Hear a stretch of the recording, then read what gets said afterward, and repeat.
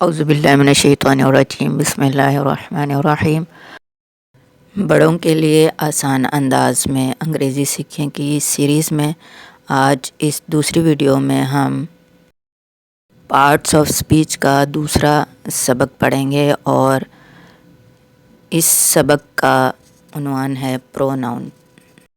جیسے کہ لفظ سے ہمیں اندازہ ہو رہا ہے کہ یہ دو لفظوں سے مل کے بنا ہے، پرو اور ناؤن۔ تو اس کا مطلب یہ ہوگا کہ پرو ناؤن مطلب وہ لفظ جو ناؤن کی جگہ استعمال ہو، یعنی ناؤن کا متبادل ہو اور جملے میں ناؤن کی جگہ پر استعمال کیا جائے۔ لفظ پرو ناؤن کا جو مطلب ہے وہی اس کی ڈیفینیشن بھی ہے، یعنی پروناؤن کی اگر ہم تعریف کریں تو وہ بھی یہی ہوگی کہ ایک ایسا لفظ جو جملے میں ناؤن کی جگہ استعمال کیا جائے اسے پروناؤن کہتے ہیں۔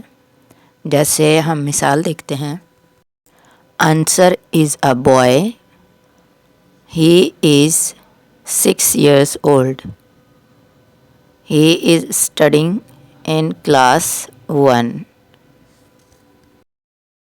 انصر ایک لڑکا ہے، اس کی عمر 6 سال ہے، وہ کلاس 1 میں پڑھتا ہے۔ اب یہاں پر آپ غور کریں، پہلے سنٹینس میں، پہلے جملے میں ایک بچے کے بارے میں بات کی گئی ہے جس کا نام ہے انصر، یعنی ناؤن جو ہے وہ انصر ہے۔ Ansar is a boy, Ansar ایک لڑکا ہے۔ اب اگر ہم بات کرنا چاہیں، جو اگلا جملہ ہے ہم بتانا چاہیں کہ اس کی عمر کتنی ہے، تو ہم اگر کہیں کہ انصر از 6 years old، پھر ہم یہ بتانا چاہیں کہ وہ کون سی کلاس میں پڑھتا ہے، تو ہم کہیں گے انصر از اسٹڈنگ ان کلاس 1۔ لیکن جب ہم بات کرتے ہیں کسی ناؤن کے بارے میں یا ہم کوئی تحریر لکھتے ہیں، تو اس میں اگر اس ناؤن کو بار بار دہرایا جائے، جیسے کہ ان 3 جملوں میں اگر ہم انصر بار بار مینشن کریں، بار بار انصر ہی کا نام لیں، تو بات جو ہے وہ عجیب سی لگتی ہے، اور اس کا جو امپیکٹ ہے سننے والے پہ، جو اس کا تاثر ہے وہ اچھا نہیں جاتا، اور جو گفتگو ہے وہ اچھی محسوس نہیں ہوتی۔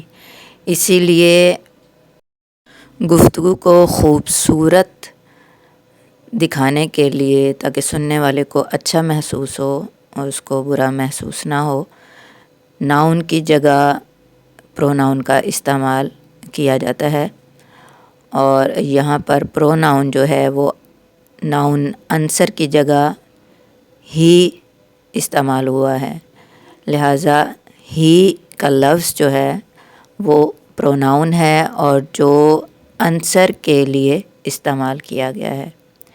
یعنی جیسے ہم اردو میں بات کرتے ہیں کہ انصر ایک لڑکا ہے، وہ 6 سال اس کی وہ 6 سال کا ہے یا اس کی عمر 6 سال ہے، تو یہاں پر وہ یا اس کا جو لفظ استعمال ہوا ہے وہ در حقیقت پروناؤن ہے۔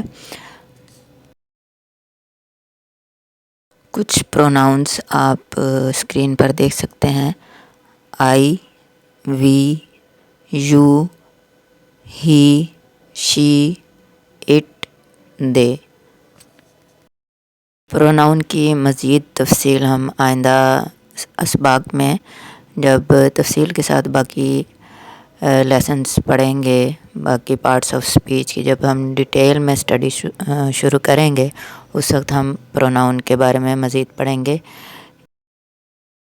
اس سیریز کے اگلے لیسن تک ان 2 لیسنس کی پریکٹس کیجیے۔ آپ کے پاس جو بھی کتاب اویلیبل ہو، بچوں کی اسٹوری بک ہو یا بچوں کی یا کسی چھوٹی کلاس کی یا کسی بھی کلاس کی، اگر آپ کے پاس انگلش کی بک ہے یا آپ کے پاس انگلش کا اخبار ہے، وہاں سے آپ ناؤن اور پروناؤن کی تلاش کریں اور ان کو دیکھیں، سمجھیں، جملوں میں جو سینٹنسز ہیں وہاں پر ان کی کس طریقے سے ان کو لکھا گیا ہے، استعمال کیا گیا ہے۔